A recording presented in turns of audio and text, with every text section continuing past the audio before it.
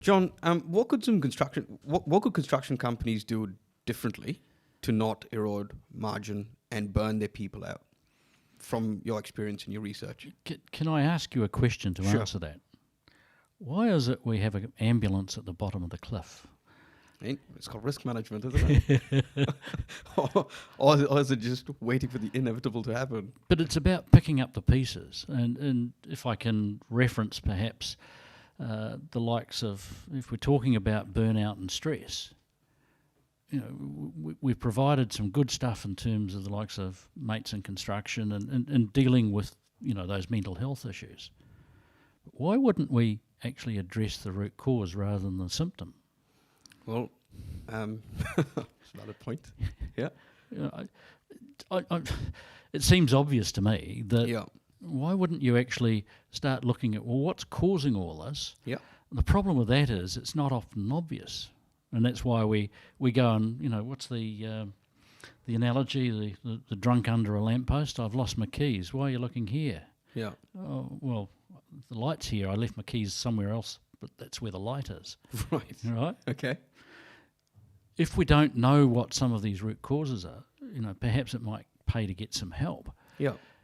But it seems to me that actually addressing the issues rather than the symptoms would be a smart place to start. But you're right though. It is when your margin starts depleting, and senior management or HQ pick up on it in any main construction project. That's when shit hits the fan. Yeah. And you've got suddenly they're bringing in SWAT teams into site. Or they're bringing you in. Oh, no. No, man. I'm the ambulance at the bottom of the cliff. I'm the one putting the Band-Aid on saying, yep, I'll process that delay and try and get you an extension of time. Yeah, but in doing that, had they brought you in early, that would have saved a lot of that problem, wouldn't it? Absolutely. Right? 110%. Yeah. A good program, a good cost breakdown structure, that's all tied back into a 3D model, and you're all singing off the same hymn sheet. So you've got the systems and processes, but there's another component, isn't there? The people. That's a huge part. It is a huge part. And working on the people in terms of how they communicate, all the things that we've talked about. If people actually learnt how to transact with each other, if teams learnt how to transact with each other, so that we recognise that, hey, this is going to cause some issue with you, and I actually take that into account when we're trying to make a decision. So in other words, we're taking account of the people factor, and everybody will say, yeah, but we do that. Really? We still have high rates of attrition, everything like that. Why do people leave? Why do they burn out? Because the individual, the important part of that transaction, the person, isn't taken care of. And it's easy to overlook all that. Yeah. But if you start looking at how people are transacting and bring some skill set into that in terms of transactional competence, then that's starting to address the problem at the top of the cliff, not the bottom of the cliff. Yeah, and everything now flows a lot calmer, a lot smoother, because you're going to have day-to-day issues, but that's in any job site. Well, yes, there are, and a lot of people think, oh, but this is just normal. This is the way it is. Well normal is being stressed out like crazy on a job site. Well, that's stupid. That's stupid. It's normal now. Yeah, it's normal, but that shouldn't be the case. 100% not. And construction workers, I know people who work good 12 to 14 hours on site every day. That's crazy.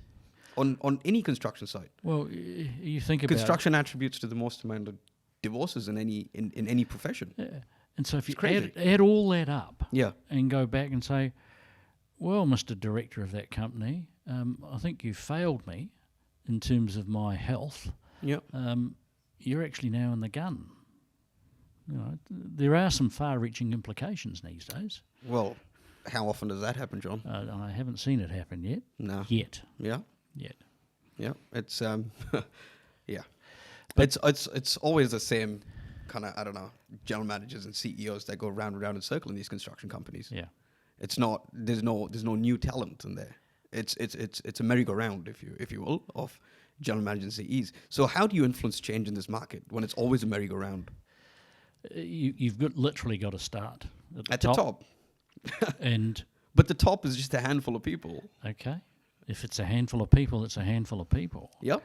But if there is a willingness to actually recognise that the issues aren't down there, they actually usually start at the top. Fair. And a willingness to recognise that, put aside the ego, Yep. and actually accept that maybe we could do a bit better, then start to gain some help or get some help. Yeah. Interesting. Yeah. I'm sure the work you're doing is going to be hugely beneficial for the construction industry. Your work with margin erosion, helping reduce burnout, Yep.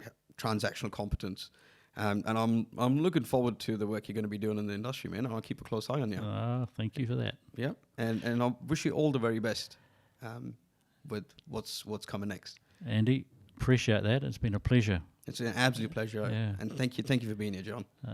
It's my pleasure. All right, cheers. Okay.